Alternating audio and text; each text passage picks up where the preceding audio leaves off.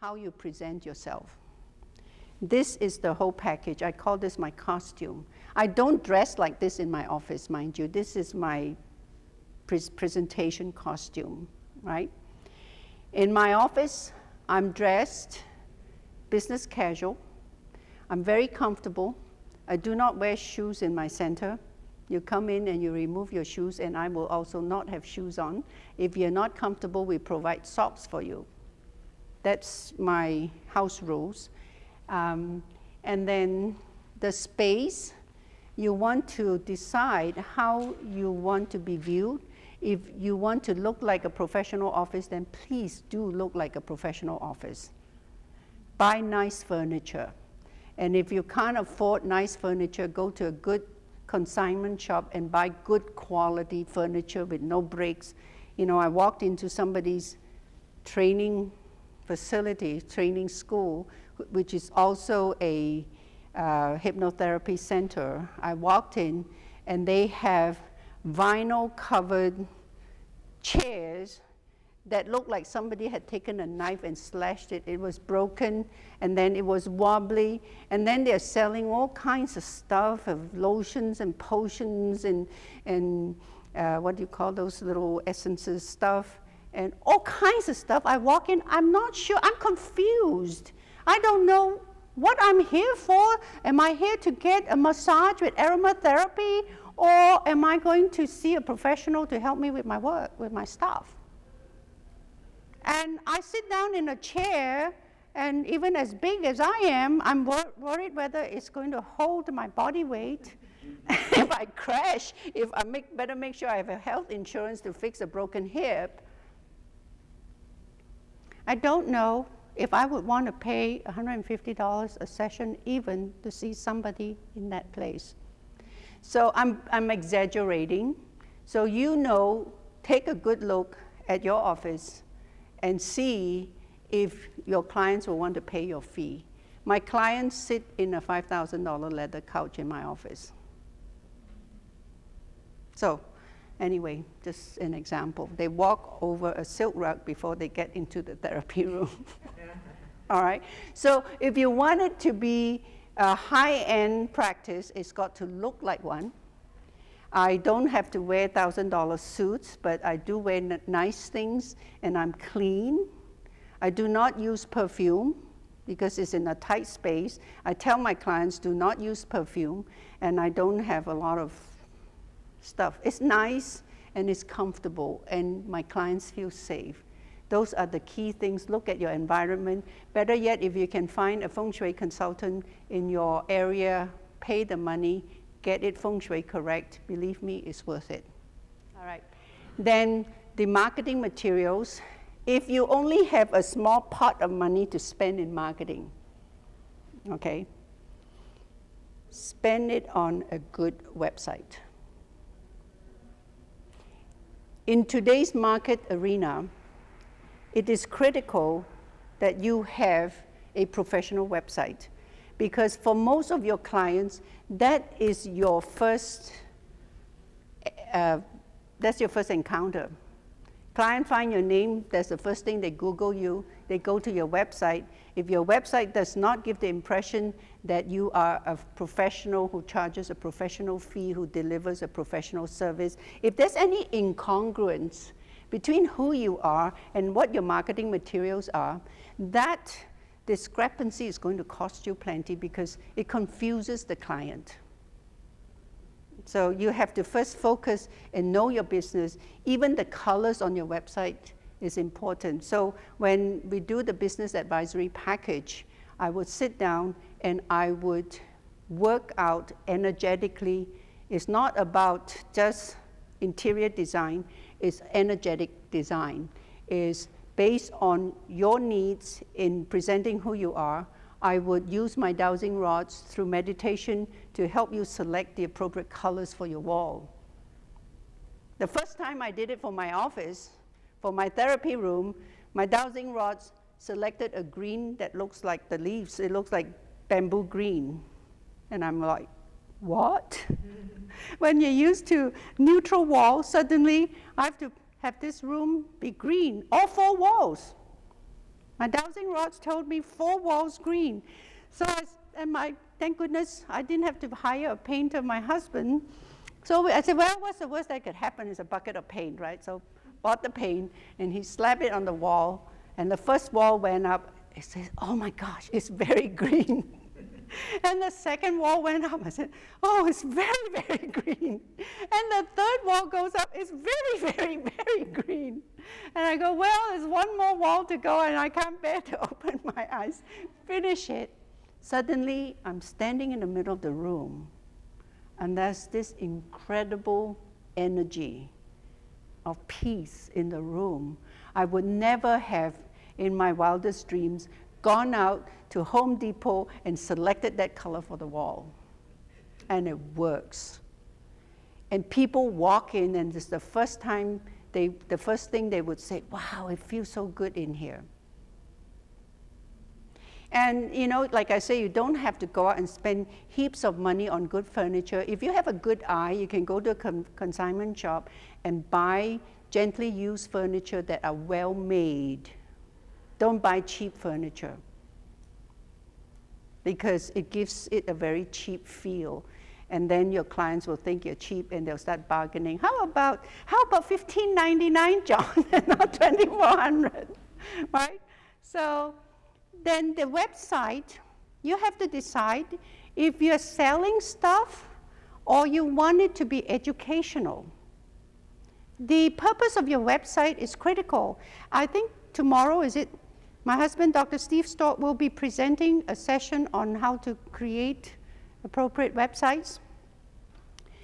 Color, presence, ambience, font type, most important, content narrative. It has to speak to who you are. That's your first message to the client. And there is a magic, only he knows how to put the words together. That's his department. It's nice I don't have to do this stuff, all right? So the website is the best money you can spend. Nowadays, it doesn't cost a lot of money. Anybody can build a website. You can build websites for free in many places, but you get what you get. If you don't know what you're doing, hire somebody who knows. Better yet, hire somebody who's in the profession, who knows the profession's language and knows how to put it together. I'm not going to talk a lot more about social media. You get into a social media environment. It depends what you want to do. I personally don't do Facebook. If you see Facebook stuff responding, it's not me, it's my surrogate. Okay? I don't do that. I don't like texting. I tell people, you've got something to say to me, call me. I'll make time. I'm a face-to-face, one-on-one kind of person. And I'm very clear about who I am and make no apology for it. So you have to decide what floats your boat. So the nuts and bolts in the financial plan, I talked a little bit about it. Know what your variables are. There are certain fixed costs. Whether you have 1 client or 100 clients, you still have to pay your rent. That's why I chose to own the building. I'm also the landlord. Bottom line, are you making money? If your business is not making money, you are running a hobby. A hobby is when you pay to play. A business is when people pay you to play. So that's key. You have to keep an eye on your finances and look around yourself, within yourself, in order to get this. Look, people, there's no free lunch. Life is a trade-off. If you want this out of your business, what are you willing to give up? When I sat on the boardroom panel, one of the first questions, whether I would ask it or other boardroom members would ask, is for the person, you are asking us to be venture capital investors in your business. Basically, they're asking us to pump money in their business. I said, let me ask you, how much of your own money did you put in this business? And sometimes it's, oh, I didn't. My daddy gave me the money. I said, start by going out, get a job, save some money, put some money in your business, then come back and talk to me. Because if you are not willing to invest in your business, What do you think? I have idiot written on my forehead? You don't trust that business, you want me to invest in your business? It doesn't work that way. So you have to decide for yourself, what are you willing to give up to make this a success? You give up elbow grease, you give up time, and you give up time with your family, you give up time in other endeavors. You better be passionate about this. Life is too short. If this doesn't spark joy and bring you happiness, if this is not that fire in your gut that you have to do this no matter what, then go out and get another job, do something else, sell shoes because everybody needs shoes. I used to tell my students, I don't have to be your teacher. If I don't like this, I can always walk out and get a job at Payless. Everybody needs a pair of shoes. We'll never run out of business. The balancing piece is very important, time versus money. You're always giving up your time for money. I decide for myself, I don't need to see a lot of people. I may want to work with one client a week or every other week. I have enough. I bring in, 15, 20, 25,000 a month. That's plenty to spend. We don't eat very much. We have no debt. We don't drink. We don't gamble. We don't even, he doesn't swear. I swear once in a while. And we have a very simple lifestyle. And we don't need a whole lot. So we spend a lot more time playing now. I do see people. The quality of life question is very important. What do you need? How much do you want? Most importantly, how do you feel about your work? When you wake up in the morning and look at the self in the mirror, you ask yourself, now I know everybody has a mother. I don't know if everybody has a father, but everybody has a mother. What would my mama say if she was here? Are you proud of yourself for what you do? That's a very important ethical question. So start now. That's me walking on fire. Thank you. And ask yourself, what is your limiting belief? What is stopping you from getting what you want? So what can you do now, today? Make that choice to take your first step. That's actually my feet walking on a tray of broken glass. I still have my feet today. And I didn't get cut. Is that possible? It is possible. What's limiting your belief?